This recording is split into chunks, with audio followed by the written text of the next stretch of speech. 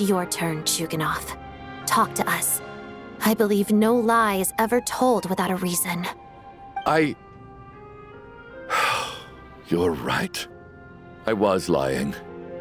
I happen to know that the Harbinger child and his sister Tonya managed to get tickets, so I lied to you and pretended I knew them. And yes, I was lying about my family too. The truth of the matter is, I lost them a long time ago. I just refused to accept reality. And now I've spent the second half of my life living a lie. I'm a joke. My daughter's name was Iskra. And before you ask, yes, Iskra, as in Iskra Manufacturing Plant. She also died from the snow cough. She was just 6 years old. If she were still alive today, she'd be around the same age as little Tonya here.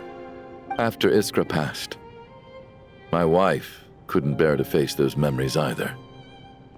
So she chose to start a new life without me. One day when I came home from work and saw the empty room, I felt like I couldn't breathe. Subconsciously, I started to imagine that they were still there. I soon discovered that this was the only thing that made me feel any better, so I just embraced the delusion. Nothing more than a pathetic means of escapism, I know. But at least it's not a crime. So explain your false testimony then. The night before last, when I was chatting with Tonya, she mentioned that her brother would brew medicine for her from frost fairy flower leaves. Combined with her various symptoms, I suddenly understood everything, including the fact that she was deceased. The snow cough used to be an incurable illness. I would pick frost fairy flower leaves to brew medicine for Iskra too. It took hours and hours on the stove. But the year after my daughter passed away, the jester of the Fatui announced that a cure for frost blight, also known as the snow cough, had finally been developed. It turned out that all previous treatments were completely ineffective. No better than random concoctions. That was the final straw for me. I just couldn't take it anymore. Just one more year. One more year, and everything would have been okay. So, more than anyone, I know full well that in this day and age, no one in their right mind would still be using frost flower leaves to brew medicine for the snow cough. Poor Miss Tonya, therefore, had to have been from an era when snow cough was still a terminal illness. So, you projected your daughter onto her? Even though you knew she was one of the dead? That doesn't make any sense. You knew she was already dead. What did you hope to achieve by protecting her? I just don't believe in your crackpot theories, nor do I approve of your actions. How can you just declare a living person dead and throw them out into that snowstorm? Nitya's gone. My good buddy Shram's gone.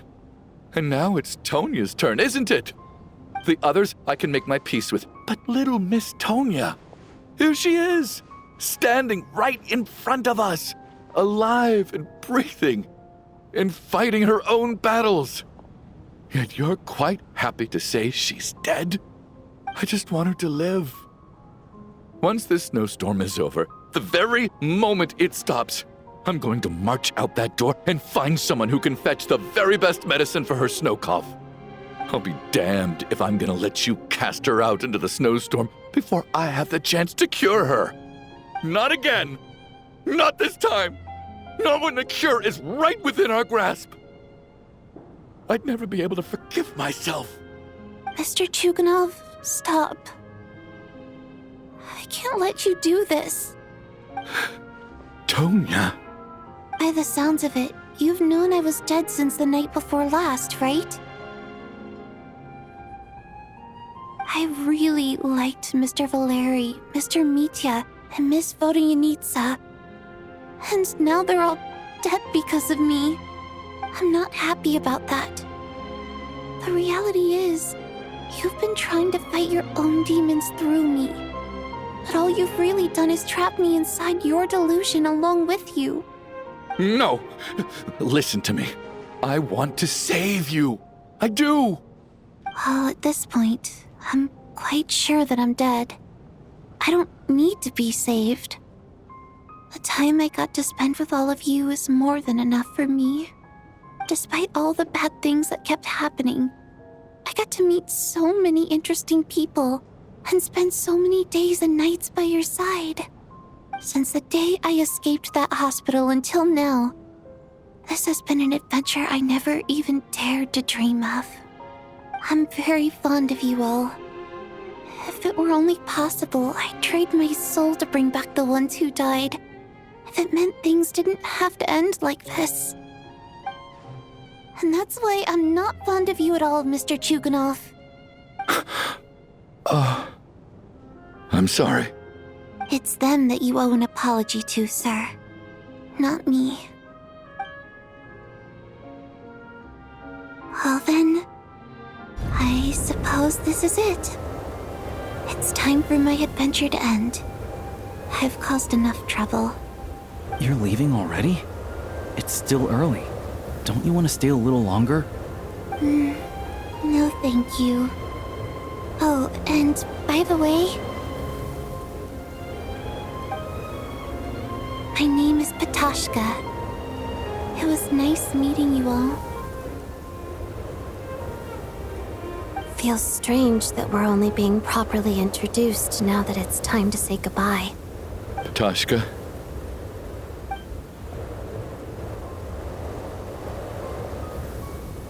What are you doing, Chuganov? Are you crazy? Let me leave. I can't keep lying to myself anymore. In your dreams. Don't think you're getting off that easy when you had a hand in the deaths of so many people. The Fatui have honed quite an array of enhanced interrogation techniques since they were founded. Once we're out of here, Lelik will personally give you a taste of every last one.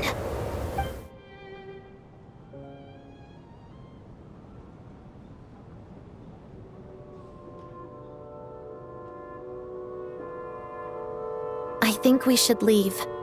I doubt this snowstorm is ever going to stop. For all we know, this storm might have destroyed all of Snezhnaya by now. Maybe... Wait, we finally solved the mystery of the haunted theater today.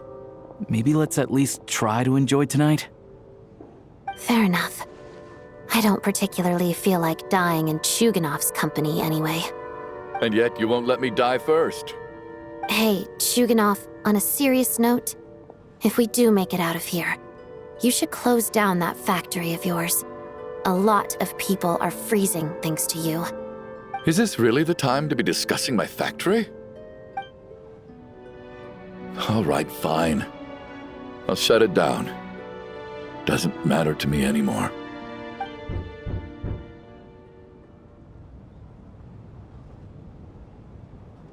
Am I hearing things? Or was that a knock at the door?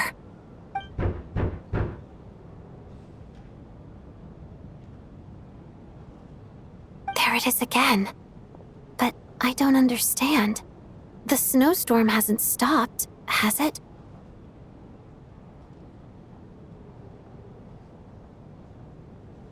Should we open the door? Is this it? Is this nightmare finally over? If the last few days are anything to go by, I probably shouldn't be getting my hopes up. Whatever lies beyond that door at this moment, it could be something even more terrifying than everything we've been through so far.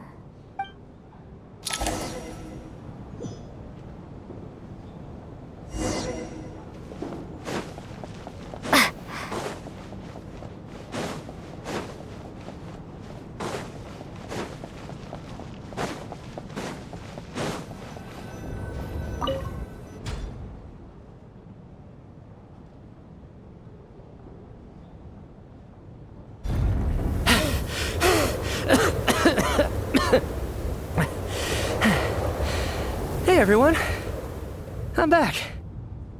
How are you doing? Feeling any better? Much better, thanks. Whew, it is so good to have you guys here. I was a little worried that the theater would be empty by the time I got back. Let me see.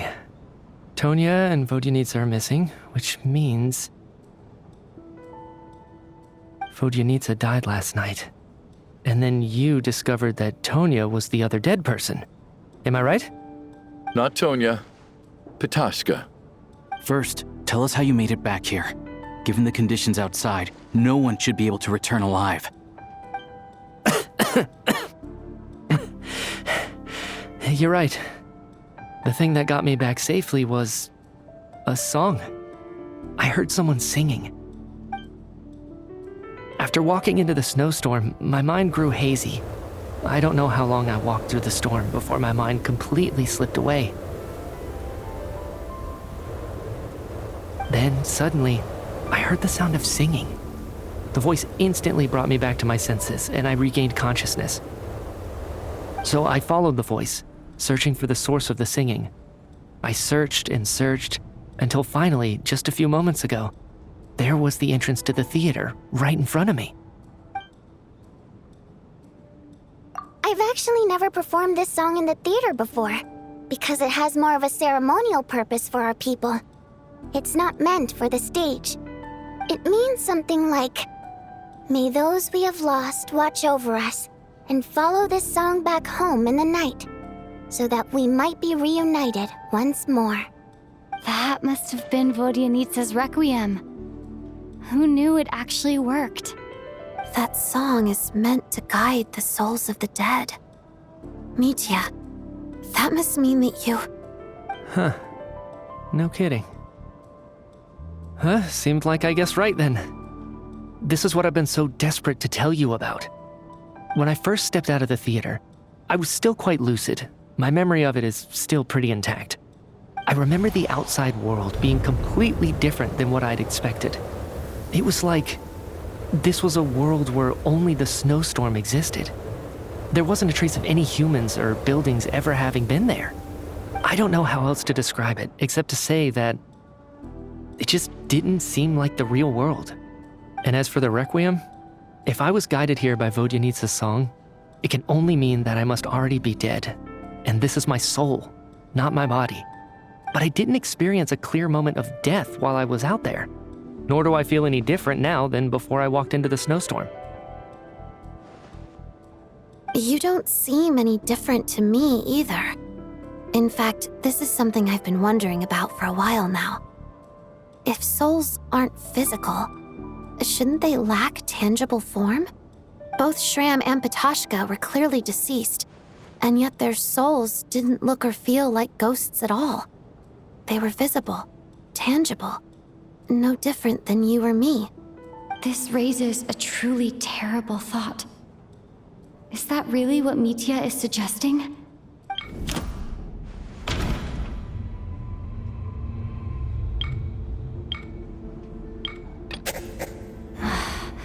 Dreams can't explain everything, and this isn't the Sabzeruz festival.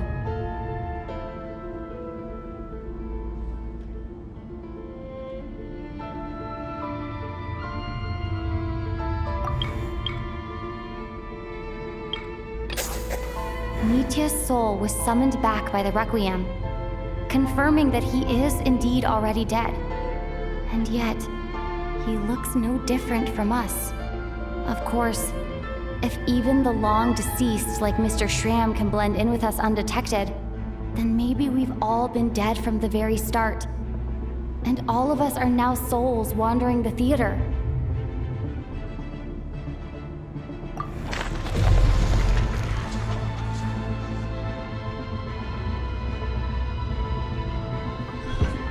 Yes. I think that this is probably the afterlife. What did you say?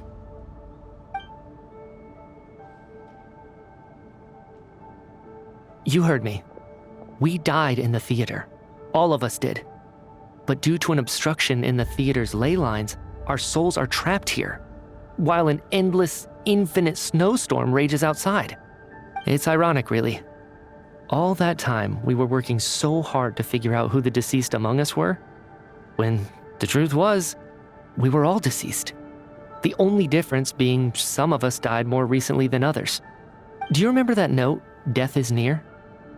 Seems like we misunderstood what it meant after all. Death was nearer than we wanted to think all along. The note simply meant that all of us were already dead. So all our attempts to survive, our search for the deceased, it was all for nothing? Hard to say. At the very least, we helped 2 lost souls find clarity and go to where they belong.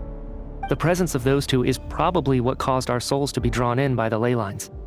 In which case, the deaths we've awoken to over the past few days were just souls returning to the ley lines for good. If what you're saying is true, doesn't that make us the lost souls now? Huh, no wonder. This afternoon, when I was moving Vodyanitsa's body, I noticed that the other bodies in the room hadn't decayed one bit after all these days. That's further proof that those aren't physical bodies at all, but merely our shells here in the afterlife. Am I really dead? This doesn't feel real to me at all. No, that's impossible. This cannot be how it all ends. I still find it hard to believe that all of us are dead. How exactly did we die in the real world? None of us have any memories of dying, right? Not even knowing how we died is preposterous. Good grief! Surely there has to be some reason. Exactly. It's hard to rest in peace when you don't even know how you died. It gave me lots to think about as I strode out into the snowstorm. I racked my brains trying to remember the cause of my death, the exact moment I died, the root of all of this, right up until my consciousness faded. Wait. Hold on. Right before I lost consciousness, I think I saw something.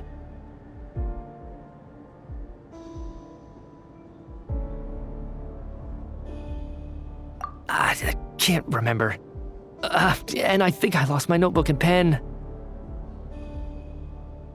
Mitya, your hand. Is that blood on your fingers? Huh? You're right. There's blood on the fingertips of my right hand. Looks like it's already dried. When did that happen? What the?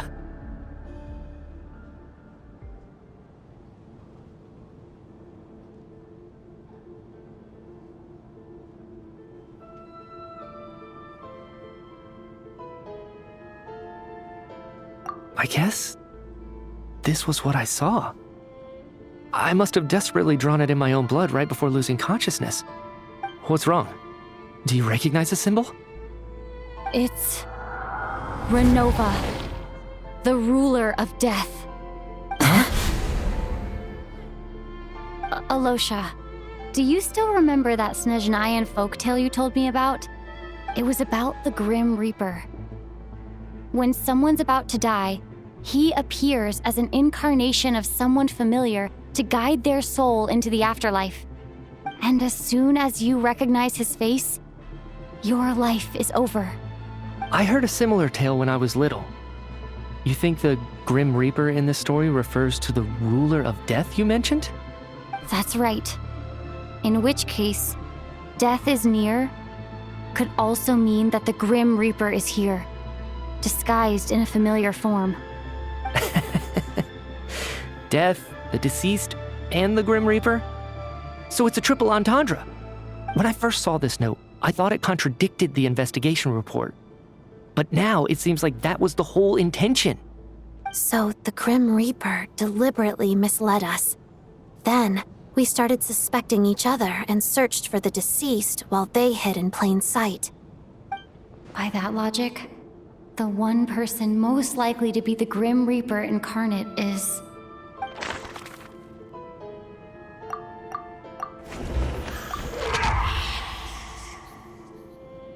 No doubt about it. It's Alosha. Looking back at how everyone has acted over the past few days, Alosha is most likely the Grim Reaper lurking among us.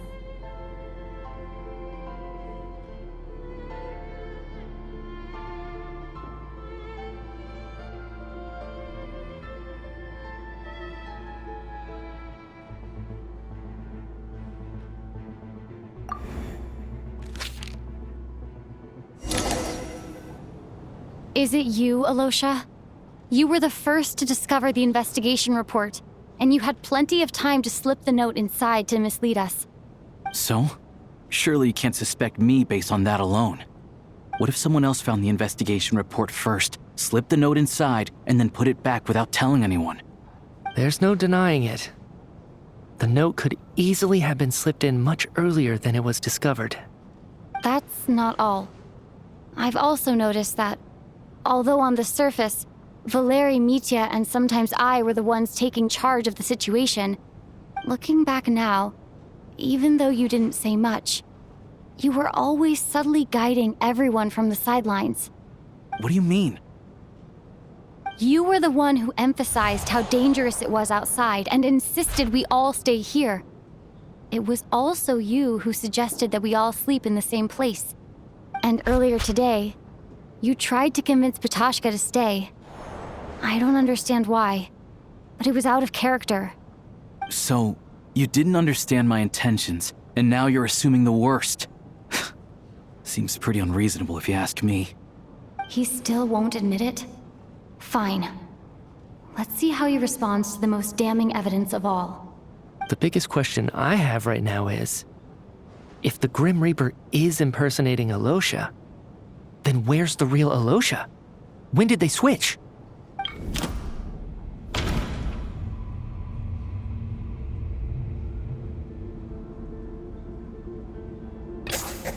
That's right. This was the moment.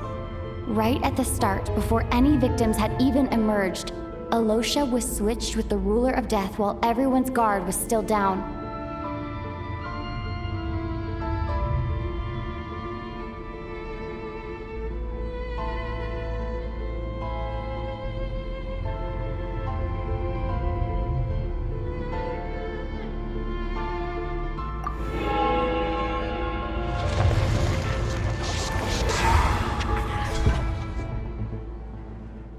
When all this began, right after the performance ended and the snowstorm began to pick up, no one suspected anything unusual. We just assumed we were snowed in. It wasn't until we discovered the bodies the morning after that we realized something out of the ordinary was going on. But it's clear now that the oddities actually started earlier than that, when Dimov walked into the snowstorm and never came back. Right. So Mr. Dimov was the first victim, not Sobolova and Torgov. And if we pinpoint that moment as the beginning of this incident, then one thing becomes clear. Alosha, you are the only person who walked into the snowstorm and came back without the help of Vojenitsa's Requiem. More precisely, Alosha never came back at all. The one who came back was the Grim Reaper. Not bad. Well, since you've backed me into a corner, I suppose there's no point in keeping up the act anymore. Alosha? You're the Grim Reaper? I am no such tired cliché. Mortals should address me as the ruler of death.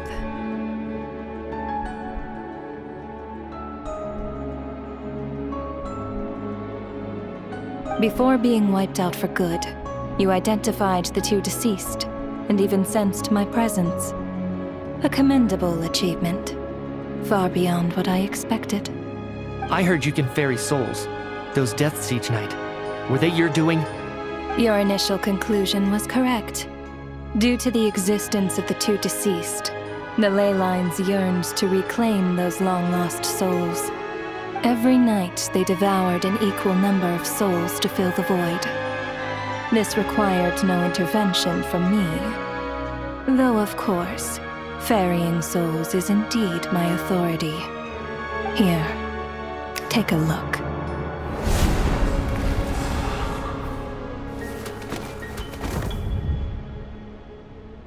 What are you doing? That takes care of today's too. Don't get so worked up. You are already dead, and your souls must return to the ley lines. I know we're already dead. You murdered us, didn't you? Murdered? No. Murder is when mortals usurp my authority. Death is my jurisdiction. If I require someone to die, I need not resort to such laborious methods as murder.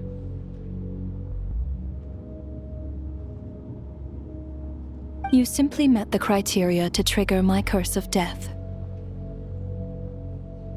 I know about the curse of immortality. So there's another death-related curse too? You cursed us?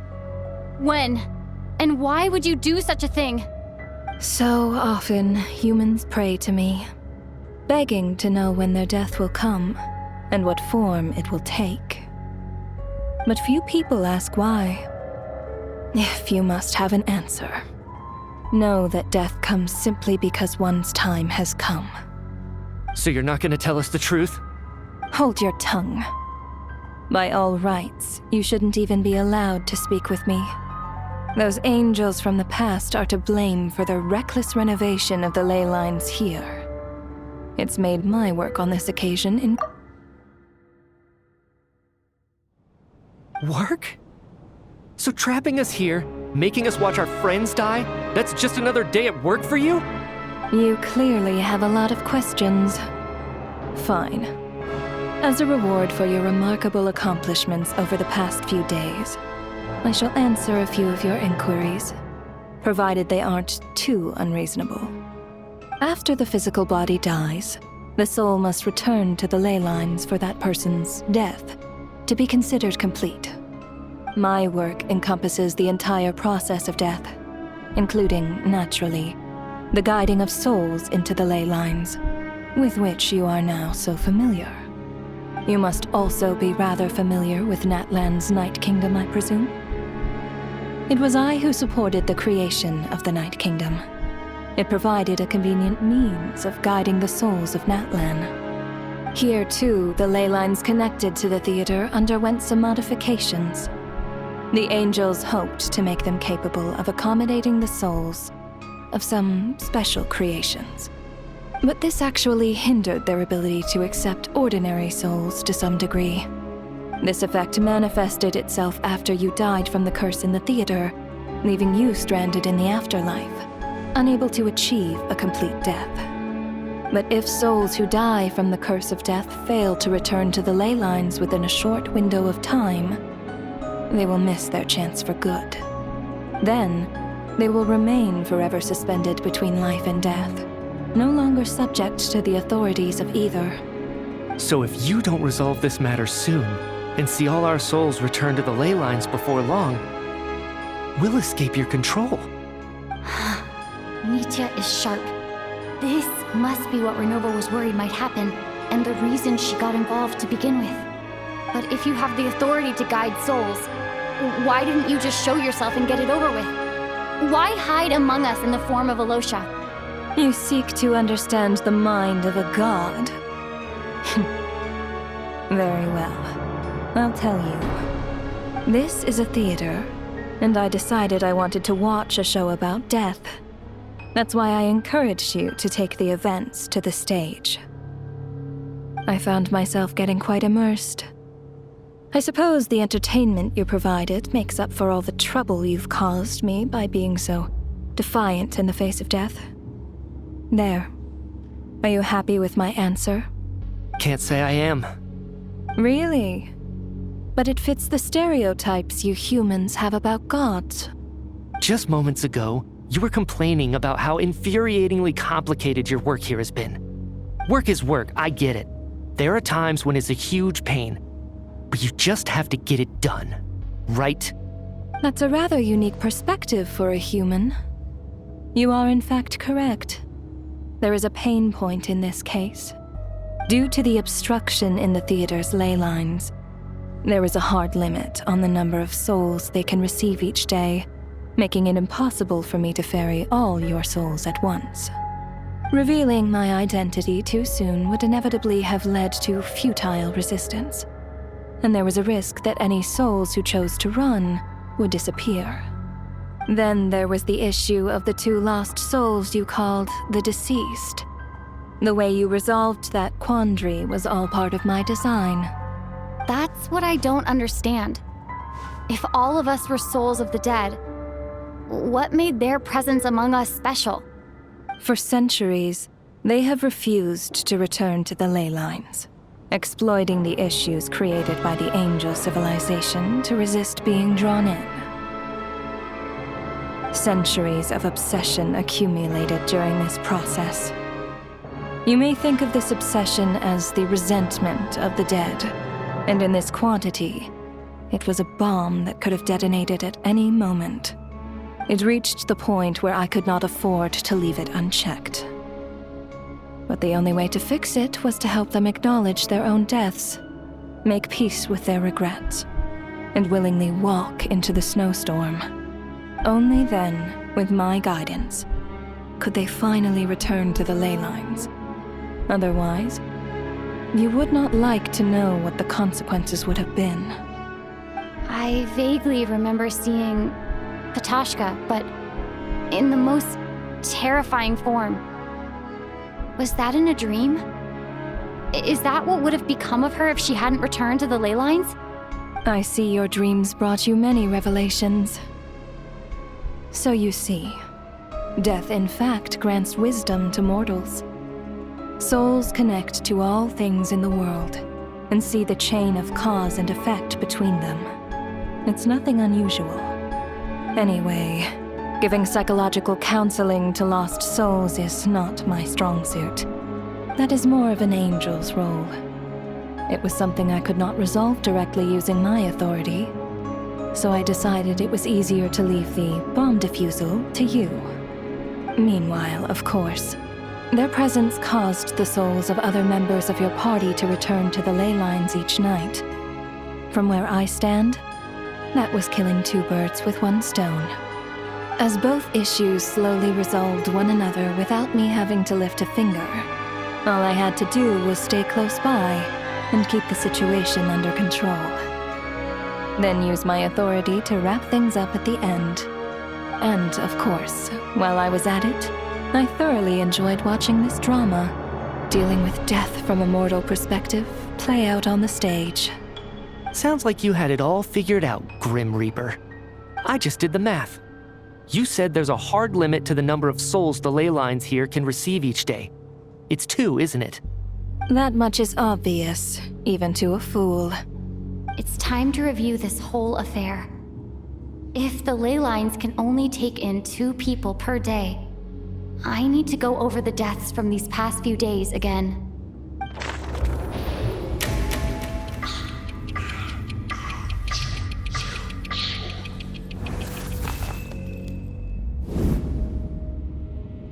Looking back now, none of us had the faintest idea at the time.